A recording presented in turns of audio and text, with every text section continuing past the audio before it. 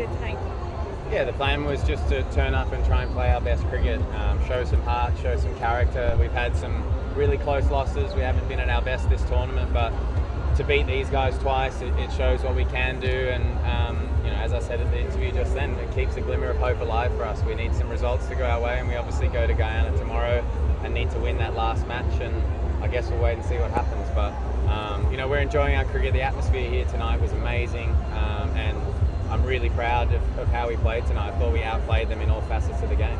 How would you describe Imad Wasim's performance with the bat this evening? Yeah, in terms of what happened with the scoring and with the controversies.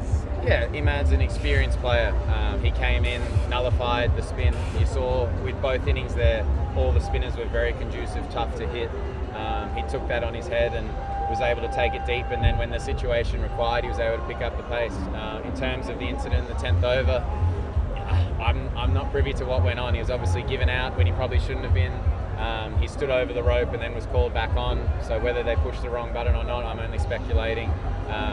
Once he stood over the rope, he probably should have been out, but in the first place, maybe he shouldn't have been out. So I guess, again, I'm only speculating. There's a bit of chaos out there, but I think the right decision was made in the end, based on the information that happened, but the events that took place were very unfortunate. And also the obstruction of the field incident. Well, I mean, there's a precedence there with Ben Stokes. He didn't change his line. It was unfortunate that it hit him, and it was even more unfortunate that it went for four. You could see that it wasn't intentional. The same thing with Ben Stokes in that World Cup final. So I think the way it looked with that, it's just unlucky. Sometimes it happens, and it's unfortunate for TKR that ball went for four. How would you describe the wicket?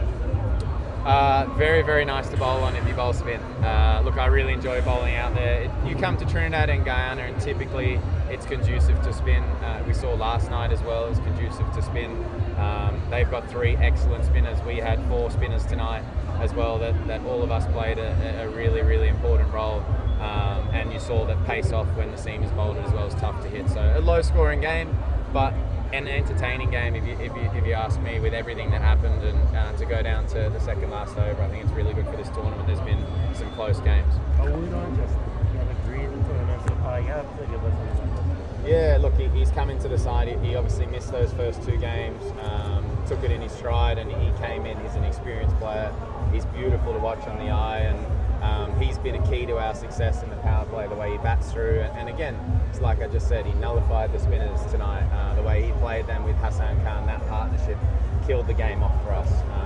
The threat of Narayan, Akil Hussain, and Waqar Salam-Keel, all teams are struggling against them, and that partnership got us ahead of the game, allowing the run rate to remain manageable at all times. So yeah, fantastic innings, and I think he thoroughly deserves man of the match. And Joshua James came in for his first match tonight. Only bowled one over, got the wicket. What do you make of him? Huge wicket, really, really good guy. Bowled well. If there was a better captain, perhaps he would have bowled a few more overs. But he knew exactly what to do on that wicket. He came in. He didn't fear any names. He was bowling to Pooran. He knew Pooran was going to take him on, and to get that wicket, outstanding bit of fielding. But yeah, he probably should have bowled more tonight. But based on the conditions, with the fact that spin was hard to hit, my gut feel was to carry on going with that. And I think he's a classy all-rounder with a bright future ahead of him if he keeps working at his game. So I know he's played really well in domestic cricket, the Blade as well. So I'm really excited for him. Who decision was it for Justin Grace to retire out? That was my decision. And also too, on another side, Joel Andrew, is he injured or what is it? No, he wasn't selected the last two games.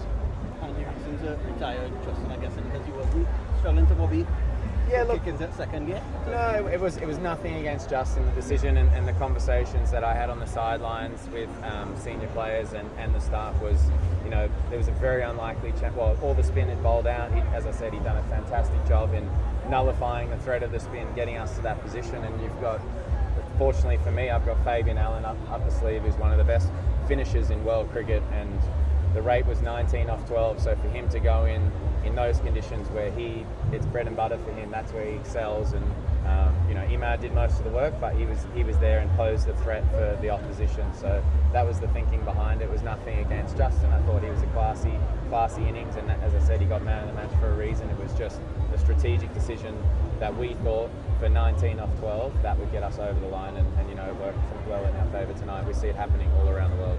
Cool. Thanks. Okay. Have a good night.